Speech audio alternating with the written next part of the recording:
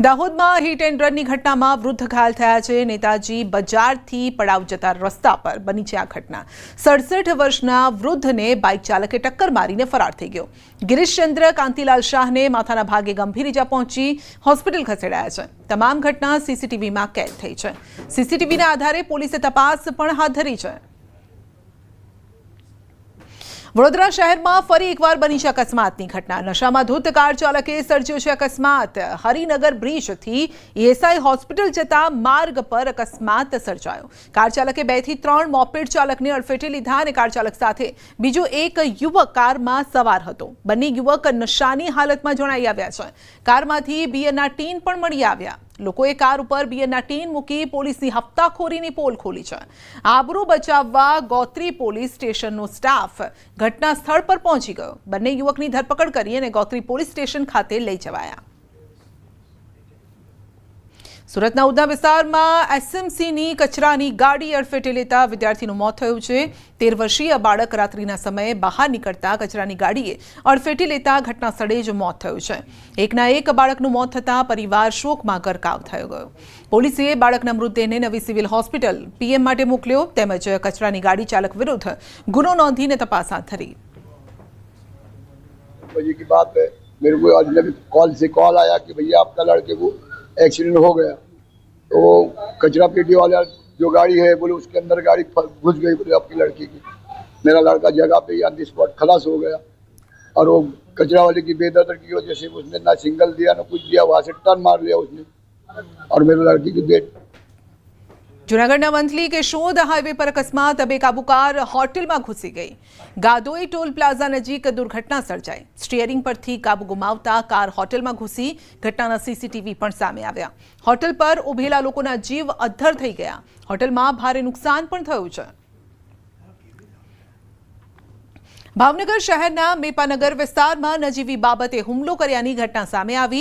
गाड़ी सामे आववा जेवी बाबतने लईने बोलाचाली थई जे मारामारीमां परिणमी। तेजपाल सिंह नामना व्यक्ति गाय लईने जई रह्या हता अने ते समये सामेथी गाड़ी आवता बंने वच्चे सामान्य बोलाचाली थई हती जे बाबतनो खार राखी गाड़ी चालके 6 થી 7 व्यक्ति साथे मळी तेजपाल सिंह पर तीक्ष्ण हथियार वडे हुमलो कर्यो।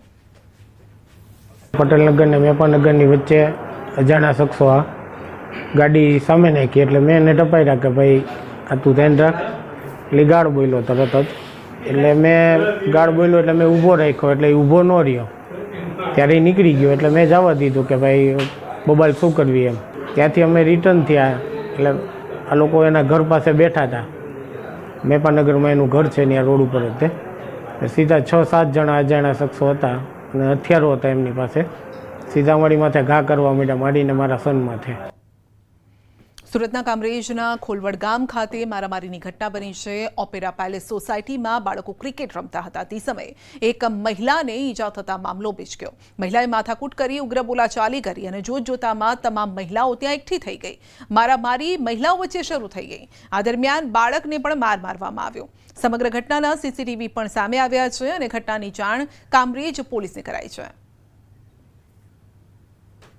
રાજકોટમાં પણ બની મારામારીની ઘટના। તોફાની તત્વોએ રેસ્ટોરન્ટમાં તોડફોડ કરી છે। મારપીટ દરમિયાન રેસ્ટોરન્ટ સંચાલકે મધ્યસ્થી કરી ઉશ્કેરાયેલા શખ્સે રેસ્ટોરન્ટમાં તોડફોડ કરી। રેસ્ટોરન્ટ સંચાલકને મધ્યસ્થી કરવી ભારે પડી। લુખ્ખા તત્વો દ્વારા રેસ્ટોરન્ટમાં કરવામાં આવી તોડફોડ। બનાવ ગાંધીગ્રામ પોલીસ સ્ટેશન વિસ્તારનો હોવાનું સામે આવ્યું।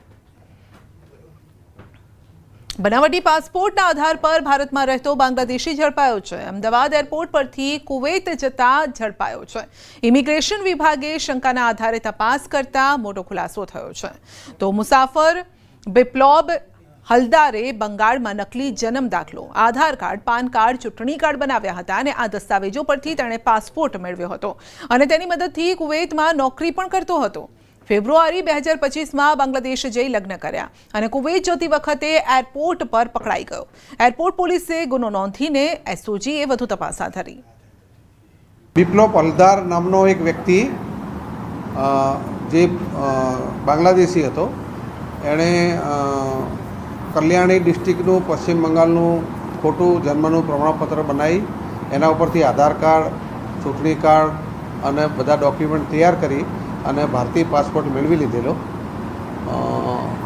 અમદાવાદ એરપોર્ટ પર ઇમિગ્રેશન અધિકારી દ્વારા આ પાસપોર્ટ ખોટો હોવાનું ફલિત થતાં તેની વિરુદ્ધમાં ગુનો દાખલ કરવામાં આવ્યો છે અને એની વિરુદ્ધમાં તપાસ ચાલુ છે. 56 નામનો એક એજન્ટ હતો પશ્ચિમ બંગાળનો. એણે આ ડુપ્લિકેટ પાસપોર્ટ અને ડુપ્લિકેટ ડોક્યુમેન્ટ તૈયાર કરી આપ્યા હતા.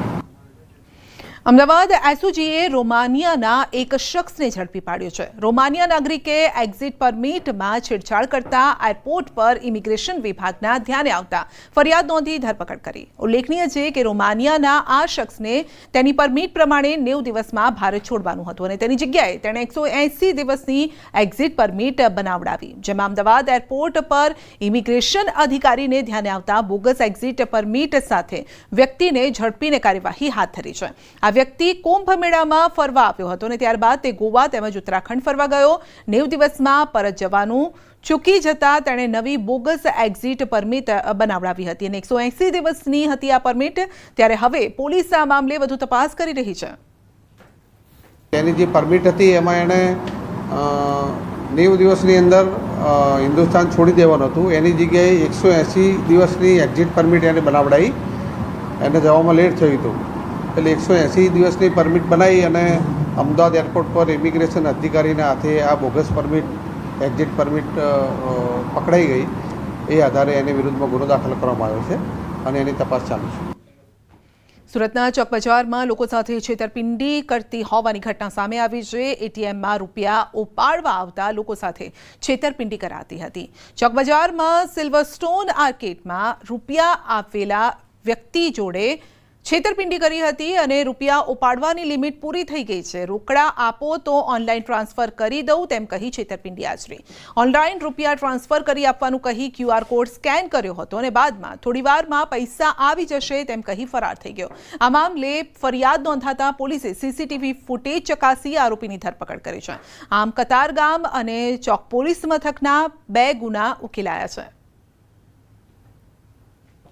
નડિયાદ ડિવિઝનના 4 પોલીસ મથકોમાં નોંધાયેલા વિવિધ ગુનાઓમાં જપ્ત કરાયેલ વિદેશી દારૂનો નાશ કરવામાં આવ્યો છે. પોલીસની કડક સુરક્ષા વ્યવસ્થા વચ્ચે પીજ ચોકડી પાસે આવેલા સર્વિસ રોડ પર આ કામગીરી હાથ ધરાઈ હતી. નડિયાદ ટાઉન, નડિયાદ પશ્ચિમ, વડતાલ અને ચકલાસી પોલીસ મથકના કુલ 53 ગુનાઓમાં આ દારૂ જપ્ત કરવામાં આવ્યો હતો. તો કુલ મળીને 35,356 બોટલ વિદેશી દારૂનો નાશ કરાયો છે, જેની બજાર મૂલ્ય અંદાજે 66.34 લાખ જેટલું થાય છે. આ દારૂ કોર્ટની મંજૂરી બાદ નિયમ મુજબ નષ્ટ કરવામાં આવ્યો. આજે નડિયાદ ડિવિઝનના 4 police station Nadiad town, Nadiad પશ્ચિમ, વડતાલ અને ચકલાસી પોલીસ સ્ટેશનના કુલ 53 ગુનાનો જે મુદ્દામાલ છે, પ્રોહિબિશન લગતો મુદ્દામાલ, એમાં નામદાર કોર્ટની મંજૂરી મેળવી અને એનો નાશ કરવામાં આવ્યો છે. જેની અંદર 35,365 જેટલી વિદેશી દારૂની બોટલો, જેની કુલ કિંમત રૂપિયા 66,34,573 થાય છે, એ મુદ્દામાલનો નાશ કરવામાં આવેલો છે. તો અમદાવાદના રામોલ વિસ્તારમાં યુવકે ઘરમાં ઘૂસી અને મહિલાની હત્યા કરી છે. મહિલાને છરીના આડેધડ ઘા મારીને હત્યા નિપજાવી. આરોપી ફરાર થઈ ગયો છે, જે અંગે રામોલ પોલીસે હત્યા કરનાર તથા તેને મદદ કરનાર બંને આરોપીની ધરપકડ કરી છે. જોકે હત્યા પ્રેમ સંબંધમાં કરવામાં આવી છે. એક તરફી પ્રેમમાં તે અંગે પોલીસે વધુ તપાસ હાથ ધરી છે. મરણ જનાર બહેન છે, તેઓને અશોક પટેલ નામની વ્યક્તિ છે, એમના સાથે પ્રેમ સંબંધ હતો અને એ લોકો અગાઉ જ્યાં આગળ સોસાયટીમાં જોડે રહેતા હતા ત્યારથી તે લોકો બંને એકબીજાના કોન્ટેક્ટમાં હતા. આ દરમિયાન બંનેના પરિવાર વચ્ચે બી અવારનવાર માથાકૂટ થતી હતી. એ દરમિયાન જે મરણ જનાર છે બેન, એમની પાસે એકવાર અગાઉ મોબાઈલમાં પણ ફોન કરતા એમના પત્નીએ ઝડપેલા, ત્યારે બી એમના ઘરમાં ઝઘડો થયો હતો અને જે મરણ જનારના પરિવાર અને અશોકભાઈના પરિવાર વચ્ચે બી અગાઉ માથાકૂટો થયેલી હતી. તેના કારણે ગઈકાલે જે આરોપી છે અશોકભાઈ અને અન્ય એક વ્યક્તિ આવીને અને ચપ્પુના ઘા મારીને મૃત્યુ નિપજાવેલ છે.